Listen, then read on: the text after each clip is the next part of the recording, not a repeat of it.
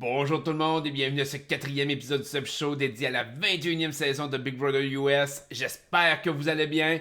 Avant de commencer, comme toujours, si vous voulez vous abonner à la chaîne, activer les notifications, m'ajouter sur Twitch, sur Facebook ou laisser vos commentaires, tout se trouve en dessous de vidéo. N'oubliez pas non plus de laisser vos commentaires sur les vidéos les plus récents, comme ça je suis capable de faire un meilleur suivi et de vous répondre le plus rapidement possible. D'ailleurs, il y a un petit question-réponse qui s'en vient cette semaine, donc vous allez avoir certaines réponses aux derniers commentaires que vous m'avez laissés sur certains de mes dernières vidéos.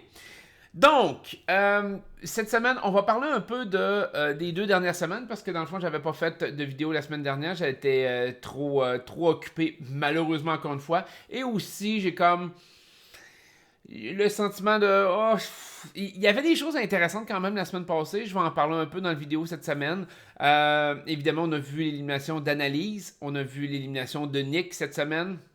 Donc, 2 grosses éliminations d'un sens. Analyse pas parce que c'était une grosse joueuse, mais vraiment par rapport à l'impact de ce que Christy a fait. Cette semaine, Nick qui était plus un gros joueur dans le sens que les gens voulaient l'éliminer depuis longtemps. Un peu comme Jackson, mais Jackson continue encore sa... je pourrais dire... sa marche vers la finale. J'ai hâte de voir à quel point il va être capable de l'atteindre. J'ai hâte de voir s'il va être capable de maintenir le rythme par rapport soit au HOH, soit au Power of Veto. Parce qu'il y en a vraiment besoin. Il y en a vraiment besoin. Mais bref, pour commencer, bien évidemment, la semaine dernière, on a eu le gros revirement de la semaine. Christy, qui a réussi je pourrais dire, à accomplir presque un miracle. En mon sens, c'était pas loin du miracle. Elle a frappé sur le bon clou qui était Nick la semaine dernière lors du Taco Tuesday. Ça a été une bonne stratégie. Elle a très bien joué ses cartes à ce moment-là parce que de convaincre le HOH de ne pas t'éliminer alors que tu es sa cible principale en début de semaine, de mémoire d'homme, de toute l'histoire de la télé-réalité, de Big Brother du moins, je pense qu'il y a juste eu Dan qui avait réussi ça lors de ses funérailles. Et Dan était considéré comme est encore aujourd'hui considéré comme l'un des meilleurs joueurs, si c'est pas le meilleur joueur de Big Brother US. Dan avait fait un tour de force incroyable. La différence probablement par contre entre le geste de Dan et le geste de Christy, c'est que Dan n'avait pas simplement réussi à convaincre le HOH de ne pas l'éliminer, mais il avait convaincu le HOH d'utiliser le Power of Veto pour l'enlever et de le remplacer par la personne qui était sa plus grosse menace, qui était Britney. Donc Dan avait accompli énormément en une semaine de passer de la personne la plus en danger à la personne la plus safe et de mettre la personne qui était le plus contre lui et de la faire éliminer. Ça avait été un geste qui avait été épique de bout en bout, en mon sens. C'est considéré comme l'un des meilleurs moves de toute l'histoire de Big Brother. En fait, il y a eu des top 10, des meilleures stratégies de tous les temps dans Big Brother US. Et ça arrive toujours numéro 1 là, présentement. Donc, Christy a fait quelque chose de, je pourrais dire, un peu similaire, pas tout à fait. Je pense que si elle avait réussi à faire mettre Nick à sa place, de se faire enlever du bloc, de faire mettre Nick, là, à ce moment-là, on pourrait dire c'est comparable. Le problème de Christy dans la situation, c'est pas nécessairement parce que elle n'a pas une bonne stratégie. Jusqu'à maintenant, elle a réussi à garder secret toute son alliance avec Tommy qu'elle avait depuis le début, parce qu'elle le connaît en dehors du jeu. Donc elle a réussi à garder ça secret aussi longtemps. Ça s'est jamais vu vraiment dans l'histoire de Big Brother de garder un lien aussi fort, aussi longtemps caché dans la maison. Le fait est qu'elle a très bien joué ses premières semaines en contrôle de son alliance totalement. Les premières semaines de Big Brother ont super bien été pour elle de ce côté-là. Elle a fait éliminer des joueurs qu'elle voulait voir éliminés. Beaucoup de gens se référaient à elle pour savoir c'est quoi qu'ils devaient faire. Donc de ce côté-là, Christy a eu beaucoup de contrôle. On a eu évidemment cet événement-là qu'elle a réussi à faire shifter les votes en sa faveur la semaine dernière et faire en sorte que même le HOH qui était Jackson veuille la garder alors que c'était sa cible principale. Cette semaine, elle a réussi à faire sortir Nick, malgré qu'elle s'est retrouvée au ballottage par Nick.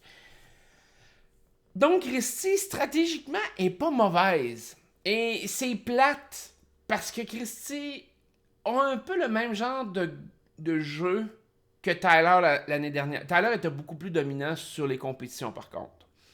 Mais au-delà de ça, le côté stratégique a été quand même bon par rapport à Christie. Sauf qu'on le voit qu'elle se fait mettre au balotage beaucoup plus. Tyler réussissait à passer au travers des balotages super facilement. Il a été nominé une fois, à ma connaissance. Donc, Tyler était beaucoup plus dominant par rapport à Christie, mais le côté stratégique Christie est similaire un peu à Tyler. Le problème de Christie, c'est ses émotions. Le côté émotionnel de Christie font en sorte que c'est une très mauvaise joueuse. En fait, le hic, c'est qu'elle se défend d'être une bonne personne et elle l'est pas. Elle assume pas le fait que Tyler, à la limite, même l'année dernière, savait un peu qu'il était pas un bon gars. Il a essayé de jouer un peu le bon gars pareil en finale, mais il le savait qu'il jouait pas nécessairement fair. Puis quand il a poignardé Brett dans le dos, il l'a joué un peu sale, puis un peu pas mal. Alors que Christie a toujours l'impression que elle est une bonne personne. Elle comprend pas pourquoi elle est détestée du public. Et même à l'intérieur, elle comprend pas pourquoi les gens s'acharnent sur elle. C'est une mauvaise stratégie pour eux de s'acharner sur moi. Puis, il y a une. Et c'est comme. C'est une joueuse qui a une moitié de joueurs super bons puis une moitié de joueurs super mauvais. Elle est vraiment. Et le problème qui va y arriver, c'est que même si elle se rendait en finale, elle risque de perdre pareil à cause du côté émotionnel de la chose.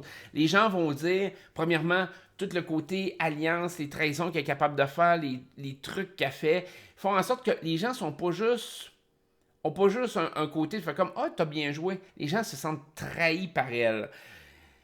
Et si son alliance avec Tommy venait qu'à sortir, elle va perdre énormément de crédit. Parce que les gens vont avoir l'impression qu'ils ont bénéficié d'un avantage que eux autres n'avaient pas. Et dans cette situation-là, Christie, même si elle performe bien, même si elle fait une bonne fin de jeu, le fait de se rendre en finale, elle est une bonne deuxième. Un peu comme Tyler l'était l'année dernière. Et Tyler était beaucoup plus dominant qu'elle, malgré tout. Christie risque de perdre avec un vote beaucoup plus important que Tyler l'a fait l'année dernière. Tyler a perdu avec un vote, à ma connaissance, un ou deux votes. Un vote, je crois. Christie risque de perdre avec un vote quasi unanime, en mon sens. Bon, là, il y a certaines personnes qui peuvent être potentiellement intéressantes pour Christie à emmener en finale. Premièrement, il y a Jessica. Jessica, c'est simplement parce qu'elle n'a rien fait de la saison. Elle n'a pas été au courant de rien, d'aucune stratégie. Donc, Jessica, potentiellement, l'emmenant à la fin, Christie pourrait défendre le fait que Jessica a absolument rien fait durant toute la saison. Elle a fait beaucoup. Elle est émotionnelle, elle a trahi, mais elle a joué le jeu.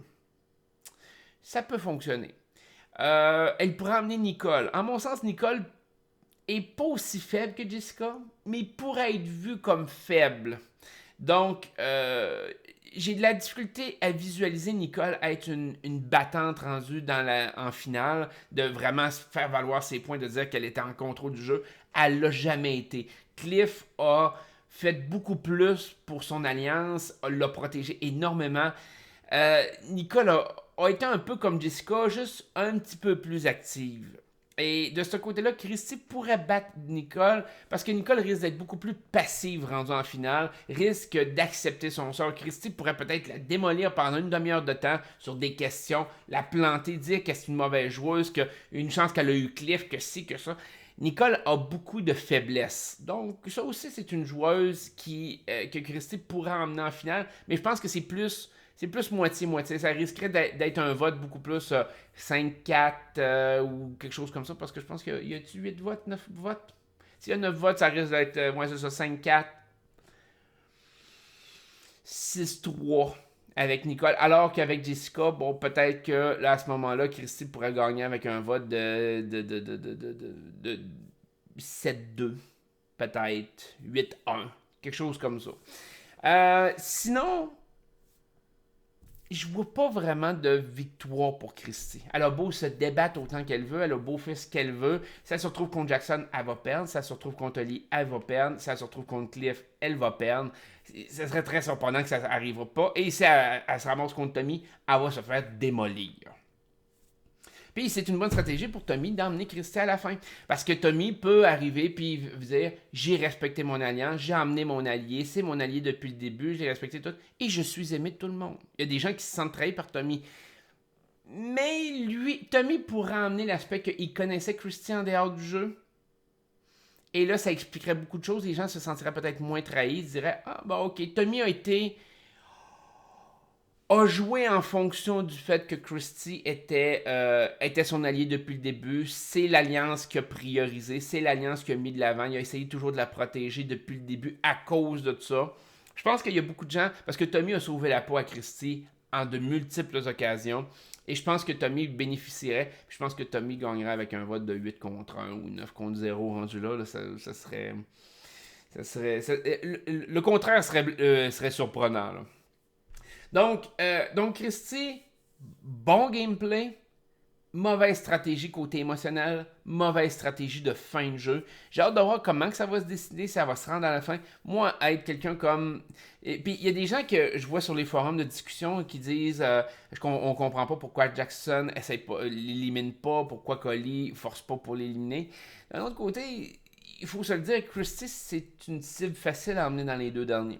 C'est risqué. C'est très risqué d'emmener Christy proche de la finale parce que Christy, surtout pour Jackson et Oli, parce que Christy et Tommy risquent de vouloir les éliminer beaucoup plus que les autres et ont beaucoup plus de chances de gagner un HOH ou un Power Up Vito que les autres. Mais c'est une stratégie quand même qui peut tenir la route dans une certaine mesure. Je pense pas que c'est la meilleure pour Jackson, mais c'est une stratégie qui tient la route. Parlant de Jackson, très dominant. Encore là, me fait penser à Tyler l'année dernière, sans le côté ultra stratégique. On voit que Jackson a une belle vision du jeu. On voit que Jackson est capable de visualiser un peu où ce que les pièces s'embriquent. Il voit les occasions, il saute sur certaines. Je dis pas que c'est les meilleures. Je pense que sa stratégie par rapport à l'élimination d'analyse a été quand même la bonne. C'est quelque chose qui est un peu controversé présentement encore là sur les forums de discussion, sur les fans de l'émission qui disent qu'il aurait dû éliminer Christy. J'étais un peu d'accord, sauf que dans la situation avec la confrontation avec Nick, faut pas que vous oubliez que Jackson pouvait ne plus être en contrôle durant cette semaine. Il l'a été avec Oli. Fait que Oli a réussi à lui sauver le cul, bon, puis il a réussi à mettre Nick et Christy un contre l'autre, et c'est bien parfait. Mais ultimement, il aurait pu arriver que Jackson soit pas en contrôle, que Oli et Jackson soient potentiellement en danger. Alors à ce moment-là, ayant ces deux-là qui n'auraient pas eu le contrôle, ben dans une telle situation, tu veux te ramasser dans une situation où quelqu'un d'autre peut potentiellement partir au-dessus de toi. Et avec la confrontation qu'il y avait eu entre Nick et Christy, c'était le meilleur move pour se protéger le cul, de dire, ben écoute, si c'est Christy qui gagne le HOH, un de nous deux risque de se retrouver au balotage, risque de se retrouver sur le bloc, mais pas les deux. Donc, c'est beaucoup plus facile de dire que Christy gagne le HOH, Jackson se retrouve sur le bloc pour l'élimination contre Nick. Ben, c'est jouable. Pas parfait, mais c'est jouable. Même chose, c'est Nick qui gagne le HOH, qui aurait mis, mettons, Jackson contre Christy. C'est pas parfait, mais c'est jouable. Alors que si, mettons que Christy avait été éliminé, que Nick gagne le HOH et met Jackson contre Oli, ben, c'est certain qu'il y en a un des deux qui part. Encore là aussi, si quelqu'un d'autre, par exemple Jessica gagnait le HOH dans une situation avec Christy, ben de mettre Nick aurait été logique. Christy l'aurait manipulé pour qu'elle mette Nick. Tandis que si Christy était plus là, Jessica aurait probablement fait ben je vais mettre Jackson contre Oli. qui est logique. Fait que je pense que Jackson avait quand même bien appréhendé, a bien analysé cette dynamique-là. Mais Jackson n'est pas dans une situation où c'est facile. Il est dans une situation désespérée. Il est dans une situation où peu importe, tout le monde va aller contre son couple. C'est presque inévitable. Et c'est le jeu un peu de certains autres joueurs comme Cliff, comme Nicole, de juste les laisser s'entretuer. Pour l'instant, c'est un peu ça. C'est une game de on les laisse s'entretuer, puis on voit où est-ce qu'on arrive là-dedans, rendu proche de la fin. Fait que là, ils mangent des semaines, des HOH, de faire comme, OK, on attend. Et quand les HOH vont devenir importants pour eux autres, là, ils peuvent essayer de les gagner. Ils peuvent forcer pour avoir un avantage. Donc, présentement, ils n'en ont pas. Ils n'ont pas avantage à gagner un HOH. Fait que de ce côté-là, je pense que Cliff, Nicole avaient une bonne stratégie. Ils sont pas nécessairement aimés du côté de Christy Tommy, mais Christy Tommy ne verra pas l'importance de les mettre sur le bloc si Jackson et Holly sont disponibles. C'est comme ça. Fait que je pense que par contre, l'histoire de mettre Christy contre Nick, mais en fait, la stratégie était quand même bonne, mais je pense que le problème qu'il y a eu, parce que évidemment Christy s'est fait mettre par Nick, mais à la base c'était quand même Nick contre Christy qui était censé être que Holly voulait mettre sur le bloc. Le problème est que j'ai l'impression que Holly avait pas besoin de gagner ce HOH là. Et c'est peut-être la seule et unique chose que je reproche au couple à ce moment-là. C'est sûr que c'est pas Jackson qui l'a fait. C'est sûr que oui, ça les sécurisait totalement de dire OK, ben on n'a pas à s'inquiéter cette semaine, peu importe ce qui va arriver. Il y en a un des deux qu'on veut voir partir va partir. On peut le voir comme ça, mais je pense qu'ils auraient pu jouer la carte de pas le gagner celui-là. Rendu aussi loin dans le jeu, c'est toujours un gros risque. Puis je comprends que Holly et Jackson n'ont peut-être pas voulu prendre ce risque-là. C'est juste que le problème est que en ayant cette dynamique-là d'avoir gagné encore, ils se mettent une cible beaucoup plus grosse dans le dos, premièrement. Deuxièmement, il y en a un des deux qui est Holly qui ne pouvait pas jouer au HOH d'après. Et fort probablement que de toute façon, tout le monde aurait essayé de faire sortir Nick cette semaine. Fait que j'ai comme le sentiment que Holly aurait pas eu besoin de le gagner. Puis au final, quand on regarde le pointage sur le HOH, je pense que deuxième, c'était Nick. Nick a terminé deuxième en termes de pointage. C'est sûr que Nick aurait été HOH. Et je pense qu'à ce moment-là, il aurait mis Christy contre Jessica ou Christy contre Tommy. Probablement pas contre Tommy, vu le lien qu'il avait avec Tommy, mais probablement Christy contre Jessica aurait été ce qui aurait eu de plus logique. Et donc, ça l'aurait gardé Jackson et Holly protégés, on pourrait dire. D'un autre côté, ben, on peut dire que Holly, vu qu'elle a été la première à jouer sur la compétition du HOH, elle pouvait pas savoir c'est qui allait être deuxième. Je pense que peut-être si elle avait vu que Nick avait l'avantage, peut-être elle l'aurait laissé gagner. C'est pure spéculation ici. Pour que Nick fasse la job sale de sortir Christy et que la semaine d'après, Nick puisse pas jouer au HOH et que dans le fond, peu importe qui gagnerait le HOH, irait contre Nick et quelqu'un d'autre. Mais vu qu'Holly était la première à jouer, elle n'a pas voulu prendre cette chance-là. Elle a gagné le HOH. Mais je pense qu'elle aurait pu le skipper. Je pense. Mais peut-être que j'ai tort. Peut-être que Jackson et Holly se seraient retrouvés finalement au balotage pareil. Se seraient retrouvés sur le bloc. Et qu'un des deux serait parti. Fait que, quoique là, ça aurait été Holly. Vu que Jackson a gagné le Power of Veto. Mais bon. Fort probablement. Peut-être qu'Holly aurait pu s'en sortir là, en zigzagant. Mais c'est certain que le couple de Jackson-Holly commence à être de plus en plus en danger. Là, ils ont vraiment besoin de gagner les compétitions. C'est plus une question de dire on peut en skipper ou on peut. Tout le monde va vouloir les sortir. Et je pense que la meilleure stratégie pour Cliff et Nicole, c'est de les laisser encore s'entretuer un peu, voir où est-ce que ça peut mener. Parce que. Puis, présentement, c'est un peu ça la game, je crois, de Cliff et Nicole. La stratégie est que tout le monde va s'attendre à dire, ben, c'est pas les joueurs les plus forts dans le jeu. Fait que rendu dans les 4 derniers, les autres peuvent gagner des HOH, peuvent gagner des Power of Veto sur Cliff et Nicole et les sortir plus vite. Évidemment, le but, c'est que pour Cliff Nicole, c'est que les deux couples restants, donc Jackson et Holly et Tommy Christie, évidemment, là, Tommy Christie, le monde ne le savent pas, mais tu sais, commence à s'en douter un petit peu, que les deux pètent et qu'il y a juste une des deux personnes de chaque couple qui reste avec eux autres, rendu dans les 4 derniers. Et là, à ce moment-là, ben, chaque personne restante du couple va essayer de gonner contre l'autre personne. Fait que là, t'es plus juste dans les 4 derniers, tu te retrouves 2 dans les 3 derniers. Fait que Cliff Nicole contre quelqu'un d'autre. Et là, c'est beaucoup plus jouable. C'est beaucoup plus facile de le jouer.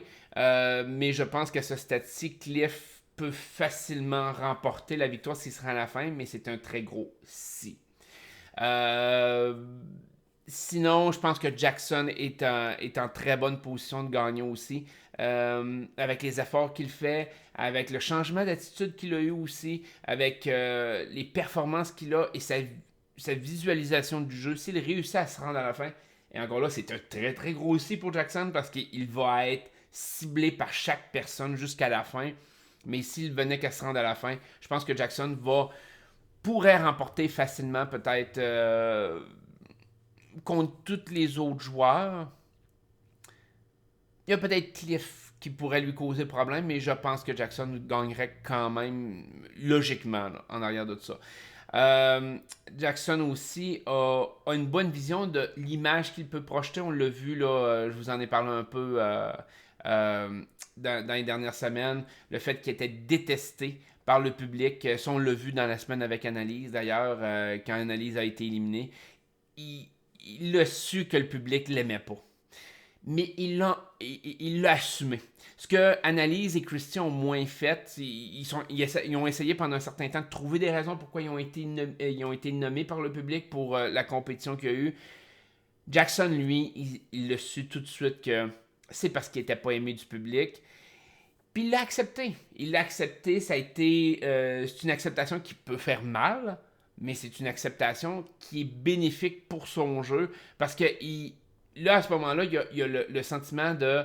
Il sait l'image qu'il projette, et je pense que sa réaction de mettre Annalise contre Christie était une réaction un peu par rapport à ça, c'est-à-dire, il s'est dit, on est 3 personnes qui sont détestées du public, ben je vais cibler 2 personnes qui sont détestées du public, puis peut-être que ça va augmenter ma cote de popularité. Puis sincèrement, je pense que ça l'augmente un peu quand même, parce que les gens ont l'air de l'apprécier un petit peu plus par rapport à ce qu'il était dans les dernières semaines. Je trouve que il est plus...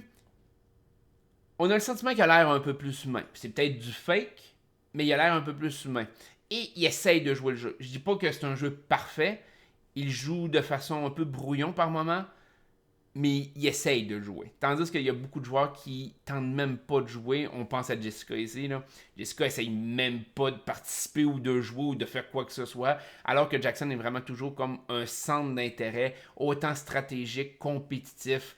C'est pas le gars le plus brillant. Il a pas l'intelligence de Tyler de l'année passée, mais il essaye. Fait que sinon, on a eu évidemment le Prankster Week. Quelle déception! ça n'a rien fait, ça n'a rien donné. Nick a été le prankster. Ça aurait pu bien virer. Mais je pense que Nick l'a mal joué. Ça a été une mauvaise. Nick a jamais été un très bon joueur depuis le début. On l'a vu au tout début comment sa façon de jouer d'un bord puis de l'autre, comment c'était brouillon, c'était épais, comment il est revenu auprès des 6 alors que les 6 essayaient de le sortir. Comment il a essayé de voguer sur chaque personne. Puis c'est un peu la réputation qu'il s'est donnée. Puis c'est un peu pour ça que Christie a été capable de passer dessus aussi facilement. Il y avait trop de faiblesses partout. Donc, dès que Nick a été confronté, il n'y avait plus grand-chose qu'il pouvait faire. Fait à ce moment-là, pour le Prank Week, je pense qu'il aurait pu essayer de le négocier d'une certaine façon. Je pense que ça, c'était une possibilité parce que je comprends pas la pensée de Nick de mettre Christie puis de se dire « elle va partir au-dessus de moi » alors que tout le monde l'a gardé expressément pour le sortir lui. Moi, à mon sens, c'était un peu épais. Se risquer avec Jackson, bon, moi, à mon sens, mais Jackson a gagné le POV. Fait que de ce côté-là, est-ce que ça aurait changé grand-chose? Au final, non. Mais sur le coup, Matt Jackson était beaucoup plus intelligent parce qu'à ce moment-là, au moins, il pouvait vendre l'aspect de dire, écoute, Holly et HOH, on peut sortir son chum durant son règne de HOH, on peut péter une paire, Nick est tout seul. Ça aurait pu être un deal qui aurait été tentant autant pour Christy que Tommy de sortir Jackson, de sortir une grosse menace. Et pour quelqu'un comme Cliff et Nicole, de dire écoute, de toute façon, Christy va absolument sortir Nick. Donc en gardant Nick, ça peut être intéressant. Ça peut être super intéressant parce que la semaine d'après, Christy va aller contre Nick et ça nous sauve le cul encore. Holly va essayer de se protéger parce que Jackson aurait été sorti. Donc Holly aurait été prise un peu là-dedans. Fait que je comprends pas pourquoi que Nick a pas pensé ça plus loin.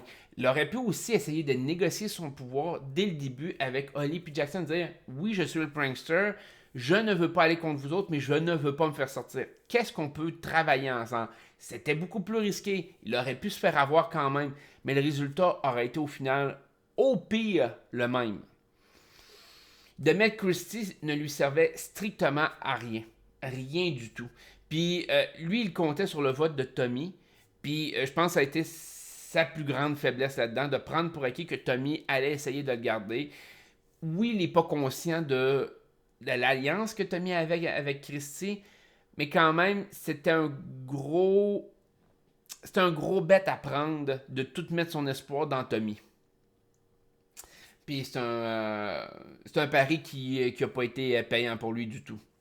Donc, comme je vous disais, je pense que la twist du prankster aurait pu être plus intéressante au début du jeu. Ben, au début, je veux dire dans les premières semaines. Peut-être pas durant le camp comeback, mais un petit peu plus tard, simplement dire il y a quelqu'un qui aurait été aimé du public, comme Cliff, entre autres. Cliff aurait pu devenir le prankster à un certain moment et d'être capable de jouer le prank, de mettre qui veut au balotage. Ça aurait pu changer énormément la donne au début du jeu. Aussi tard dans le jeu, le problème, c'est que tu manques de gens pour être le prankster et tu manques de gens pour être au balotage. Fait que c'est facile d'analyser qui se retrouve sur le bloc, puis d'analyser ceux qui peuvent l'avoir mis, puis de faire tes conclusions. Puis tout le monde s'est douté que c'était Nick. Ils n'ont pas eu la confirmation jusqu'à ce que Nick le dise, mais d'un autre côté, c'était quand même assez facile de dire ben, c'est probablement Nick qui a mis Christy sur le bloc. Si Nick avait voulu faire un coup d'éclat, il aurait pu mettre quelqu'un d'autre ou se mettre lui-même. Je pense que se mettre lui-même aurait pu être une stratégie viable. Un peu je pourrais dire, un peu risqué, beaucoup risqué, mais il savait qu'il allait être sur le bloc de toute façon. Fait que de se mettre lui-même aurait pu forcer la main à Holly de nominer quelqu'un, de faire en sorte que quelqu'un soit en sacrifice après elle. Après ça, tu te risques sur le Power of Veto. Et le Power of Veto, si tu viens qu'à le gagner, tu choisis c'est qui te remplace. Fait qu'à ce moment-là, c'est facile de mettre Jackson, entre autres. Puis de ne pas avoir vraiment de sang sur les mains de façon visible. Il est allé avec Christy, je comprends pas. Mais ça a été une stratégie de merde, mais Nick a eu une stratégie de merde du début à la fin. Fait que il a rencontré sa finalité cette semaine de son jeu.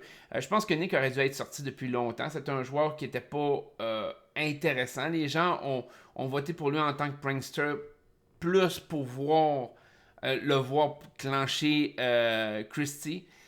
Mais je pense pas que c'était la meilleure solution par rapport à son jeu. Il aurait dû essayer de dévier sa game pour être capable de faire la peau à Christy, mais par la bande. Peut-être justement de se risquer à mettre Tommy sur le bloc ou peu importe, quelque chose comme ça. Je ne sais pas qu'est-ce qu'il aurait pu faire, mais je pense qu'il y avait beaucoup plus d'options intéressante que ce qu'il a fait au final. Parce que de toute façon, Christie se retrouvait sur le bloc de toute façon. Fait que j'espère que cette vidéo-là vous a plu. Ça a été un peu plus sur la stratégie. On s'en vient un peu plus sur la fin. Donc, autant la stratégie que les compétitions commencent à être un peu plus limitées. Je regarde un petit peu pour ce qui est de la finale. Comme je vous disais, les deux prétendants les plus forts, je pense, dans le groupe, c'est Jackson et Cliff. Je ne sais pas à quel point que Jackson est meilleur que Cliff ou Cliff meilleur que Jackson. Je pense que Jackson a un meilleur résumé que Cliff pour remporter. Je pense qu'après ça, Oli risque d'être. Oli et Tommy sont pas mal sur un pied d'égalité en troisième, quatrième position. Et après ça, tombent probablement Nicole, Christy et Jessica. J'ai hâte de voir est-ce que les joueurs forts vont essayer de garder les autres joueurs forts. Ça peut être un clash qui peut être intéressant en finale. On va le voir dans les prochaines semaines. Fait que, et surtout cette semaine, il va y avoir une éviction double. Donc, il va y avoir 2 joueurs qui vont partir. Fait qu'un nombre va diminuer beaucoup. J'ai hâte de voir comment que ça va se dessiner. Est-ce qu'on va voir un joueur faible et un joueur fort partir? Il y a des grosses chances. C'est souvent de même comment que les évictions doubles se passent. J'ai hâte de voir. Fait que, de toute façon, on s'en reparle la semaine prochaine. Je vous souhaite une excellente journée. Prenez soin de vous autres. Puis on se dit à la prochaine fois. Bye bye.